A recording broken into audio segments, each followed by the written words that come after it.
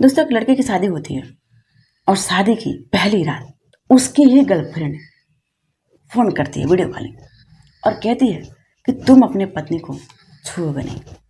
और वो video call पे देखते रहती है। वो कहती है कि तुम अपने पत्नी के पास सोओगे नहीं और उसको छुओगे नहीं। नमस्कार दोस्तों। ये जो सच्ची घटना मैं सुना रही हूँ, ये सच्ची घटना है बिहार के मोतिहारी का। मोतिहारी का रहने वाला एक लड़का होता है जिसका नाम होता है घनश्याम।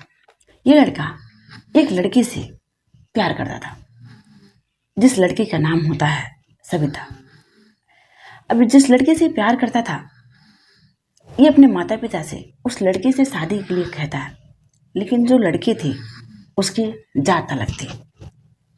इस वजह से इस लड़के के माता पिता समाज की दुहाई दे करके, ये समाज क्या कहेगा, हम अलग जात में शादी करेंगे तो, इसलिए लड़के को बुझा समझा करके जो लड़के के माता पिता होते हैं वो घनश्याम की शादी अपने ही कास्ट के लड़के से रिश्तेदार में करा देते हैं।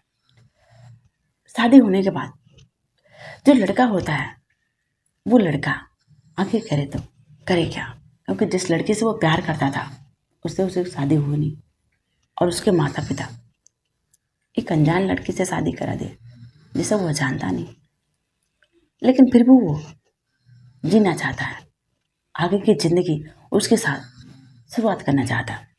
लेकिन जो उसकी गर्लफ्रेंड थी, वो गर्लफ्रेंड घनश्याम के पास वीडियो कॉल पे बात करती है, उस रात भी, यानी उसकी पहली रात भी, और वो कहती है कि तुम अपने पत्नी को छुओगे नहीं और मैं जैसे जैसे कहूँगी तुम मेरे साथ वैसे वैसे करोगे। यानी मैं कहूँगी तुम्हें अपने पत्नी के पास नहीं जाना है, उसको छूना नहीं है, तुम वैसे ही करो, क्योंकि तुम मेरे साथ जो चीज़ कर लियो तुम वो चीज़ किसी और के साथ करो, वो मुझे मंजूर नहीं। तुम्हारे घर वाले शादी कर दिए हैं तो कोई बात नहीं, वो तुम्हारी पत्नी है लेकिन सिर्फ नाम की। उसके साथ वो सारी चीज़ें नहीं करोगे जो तुम मेरे साथ कर चुके हो। वो घनश्याम को मेंटली बहुत टॉर्चर करती है, क्योंकि उसको सोचना चाहिए कि उसकी पत्नी है, जो पत्नी शादी करके अपने माँ बाप को छोड़ करके घनश्याम के सहारे आई है, उसको वो छूने नहीं दे रही है। वो हर रात यही चीज करती है कि तुम अपने पत्नी के पास नहीं जाओ और तुम उसे छुओगे नहीं। धीरे धीरे 2 महीने का टाइम बीत जाता है। अब जो ये दुल्हन थी, नई मेरी दुल्हन, वो काफी परेशान होती है। आखिर करे तो करे क्या अपने पति के रवैये से, क्योंकि उसका पति उसके घर में रहते हुए भी उसे बात तक नहीं करता है। तो फिर एक नई मेरी दुल्हन के लिए इससे बड़ी सजा क्या हो सकती है। और यही चीज नम्रता भी सोच रही थी, आखिर वो करे तो करे क्या।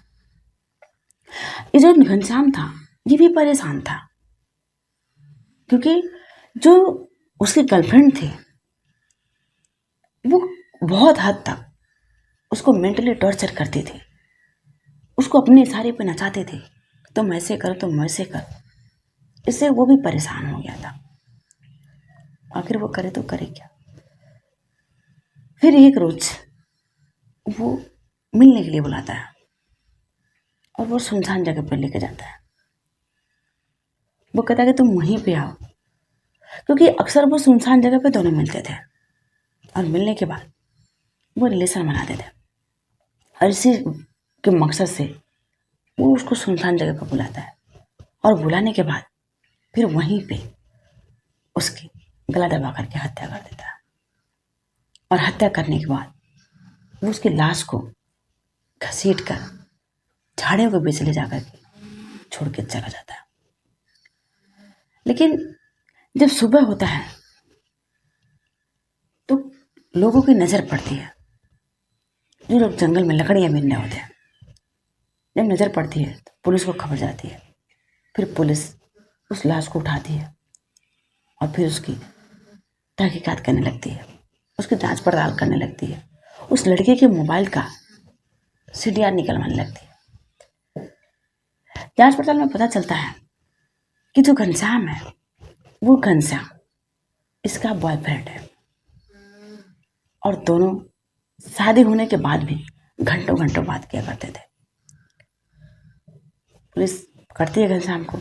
अब घनश्याम से पूछने लगती है तो वो सारी कहानी बताता है। वो बताता है कि हाँ, मैं इससे प्यार करता था, लेकिन हमारी कास्ट की नहीं थी, इसलिए हमारे माँ बाप शादी नहीं किए। लेकिन शादी होने के बाद भी ये मेरा पीछा नहीं छोड़ती थी, और बार बार वीडियो कॉल पे वो देखते रहती थी कि मैं अपने पत्नी के साथ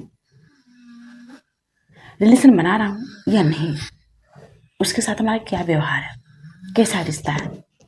और बार बार यही चीज कहती थी कि तुम अपने पत्नी को छुओगे नहीं। यानी वो मुझे छूने तक नहीं देती थी। वो वीडियो कॉल पर देखती रहती थी कि मैं क्या कर रहा हूँ, और इससे मैं परेशान होकर के उसकी हत्या कर दिया। ये सारे जुर्म जो होता है ये घनश्याम कबूल करता है। हालांकि इसमें गलती किसकी है? क्या घनश्याम की है या फिर उसकी गर्लफ्रेंड की है? आखिर गलती किसकी है?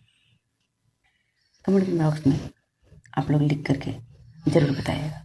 मुझे भी तो पता चले कि कहाँ कहाँ से आप लोग सुनते हैं मुझे, देखते हैं मुझे। और अगर वीडियो अच्छी लगती है तो प्लीज़ लाइक सब्सक्राइब करिए, ताकि हमारा हौसला बना रहे। जय हिंद, जय भारत।